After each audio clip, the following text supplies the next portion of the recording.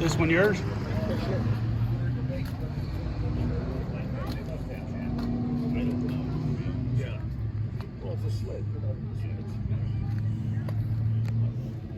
It's a beautiful car.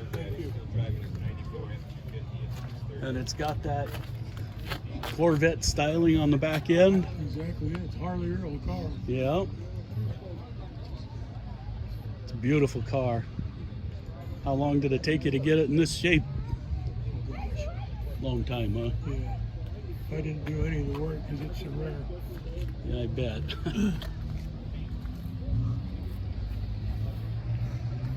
Again. Look who we got here. Yeah. How are you? All right, how are you? Mike. Good, good. Yeah. You got to tell me about it. 800 of them made. 836 made. Uh-huh. There's about documented 820, excuse me, 228 remaining in the world, of which this is one. The only one in the state of Idaho that I'm aware of. There could be another one, maybe up by Coeur d'Alene area, I don't know. Mm-hmm. But Dennis Cage saw this car at the Northwest Motor Fest. Uh-huh. And he came over to me and said, "Is that your 54 Skylark?" I said, "Yes, sir." He said, "That is the most beautiful 54 Skylark I've ever seen. I want you on my TV show." And were you on the show? Yeah, so we brought the car over to an open area in the park. He and I walked around it for about an hour with his cameraman, you know, Yeah. videoing us the whole way. Yeah, it appeared next year on his show. Wow, very cool.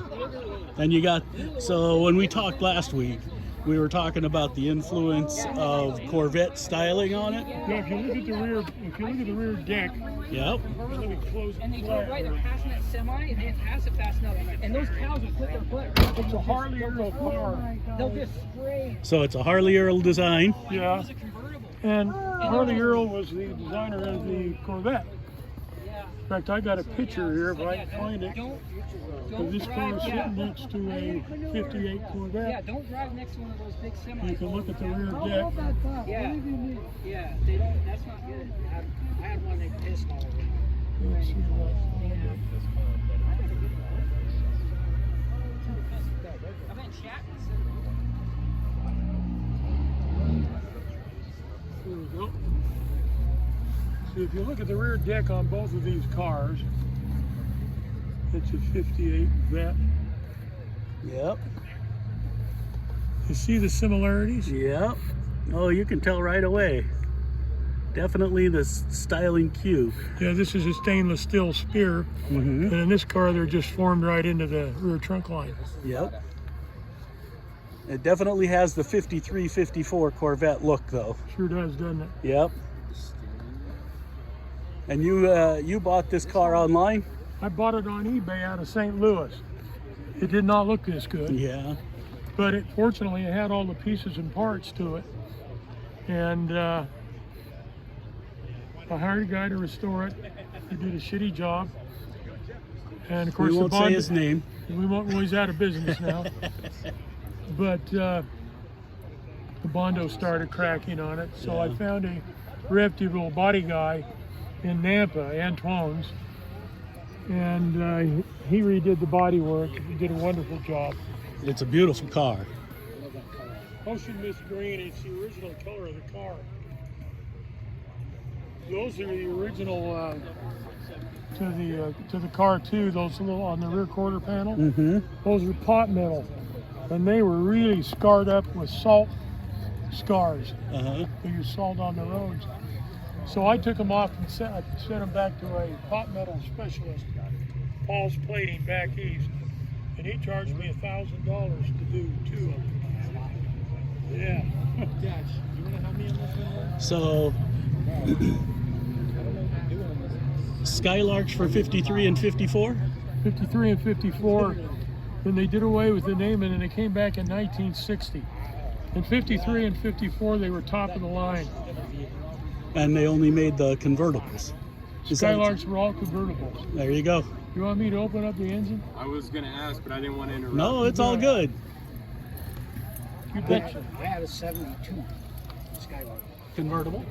No. Oh, see? Well, you had it when they turned into a muscle car. Yep. Yeah, but it wasn't quite. And I wanted to pop the trunk because no one has done that. Two-barrel single exhaust. Do you mind opening the trunk too? Yeah. You bet. I'll show you everything. Sweet. Thank you. Look at those bug lock and those white walls. Yeah. I think they're voting for your car is what they're doing. Yeah.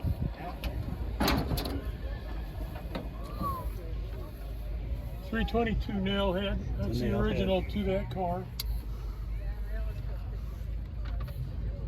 Even has the 4-barrel on it too. This big thing is called a silencer. It's an oil bath air cleaner. The function of this is so you don't hear the venturis open on the carburetor. You hear that sucking noise? That Nice, dead- quiet. It's nice and quiet. In fact, when I drive out of here today, you won't be able to hear this car. It's so Just quiet. be floating along the grass. Well, when I came over from Meridian, on the highway, I took the bias ply tires and put radials on it. Thing floats, just floats. Imagine. It weighs 4,500 pounds, so with that heavy of a car, on these new tires, it just floats. It's wonderful, wonderful to drive. We'll have to do points, right? I'll open the messy trunk, but you can see it's been restored. Next to.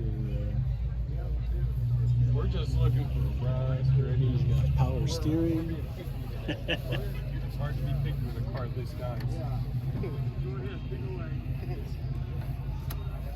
It's all been redone, Yeah. recarpeted. Well, I think you'll be able to find anything like that.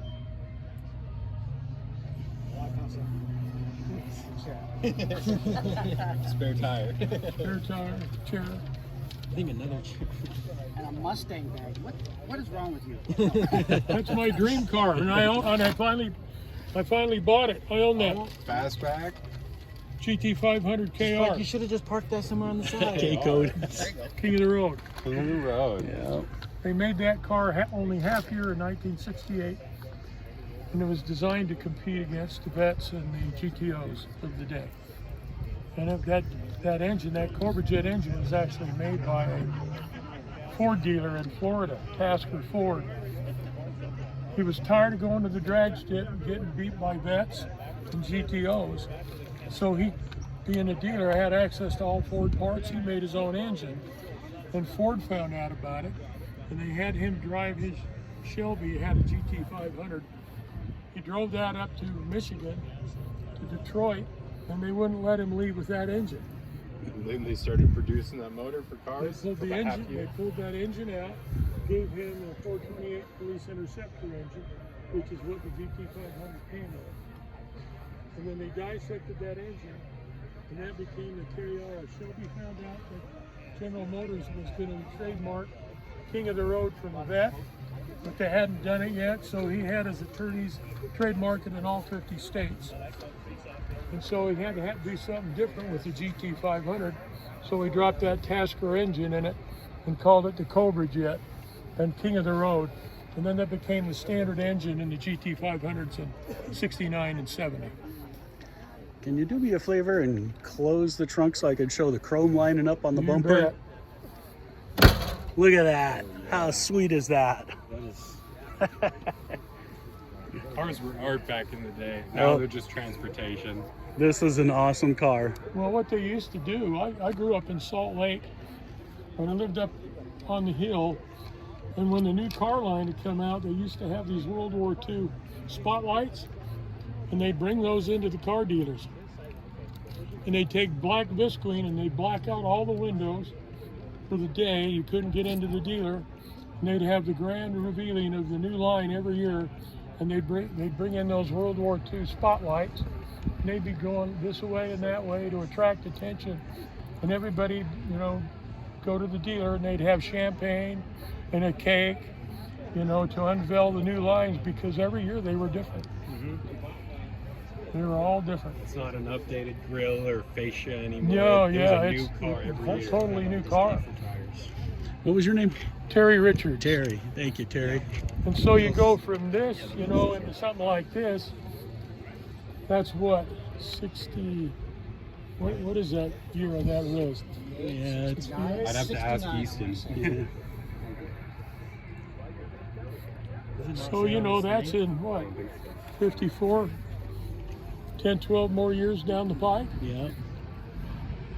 And they ended up developing into, that's not a real GSX, but, you know, it started turning into muscle.